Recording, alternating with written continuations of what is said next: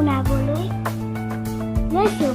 যদি ভাল লাগে অনুগ্ৰহ কৰি মোৰ চেনেলটো ছাবস্ক্ৰাইব কৰিবলৈ নাপাহৰিব, লগতে লাইক আৰু শ্বেয়াৰ কৰি দিব।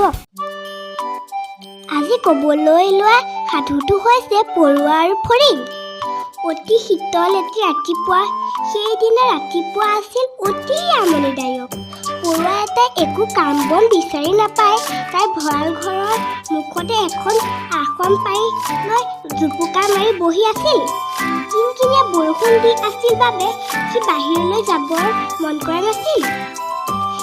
এনেতে এটা ফৰিং জপংকৈ আহি তাৰ সন্মুখত আহি থিয় হ'ল। সি পৰুৱাটোক সুধিলে, তোমাৰ ভঁৰালৰ পৰা মোৰ বাবে অলপমান খোৱা বস্তু দিব পাৰিবানে?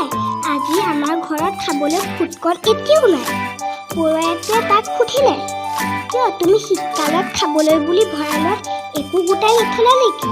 ফৰিংটোৱে পাতলকৈ উত্তৰ দিলে, থোৱাৰ বাবে সময় নাপালোঁ, সেইকাৰণে থোৱা নহ'ল। ফৰিঙৰ উত্তৰ শুনি পৰুৱাটো বৰ আচৰিত হ'ল। ইমানবোৰ ভাল ভাল বতৰ পালা, ইমান দিন মাহ গুচি গ'ল, অথচ তুমি একোকে জমা নকৰিলা। সেই দিনবোৰত তুমি কি কৰিছিলা?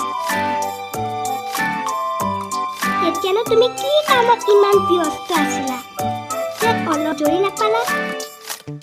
ফৰিঙে ক'লে, ধুনীয়া দিনবোৰত মই অ'ত ত'ত গীত গাই ফুৰিছিলোঁ, ইফালে সিফালে উৰিও ফুৰিছিলোঁ, গতিকে ক'ত আজৰি সময় পাম?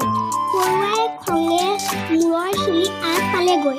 সি খঙত ভমকত ক'লে, যোৱা গৈ এতিয়াও গীত গাই ফুৰিবা, অ'ত ত'ত উৰি ফুৰিবা, একো নাখালেও হ'ব।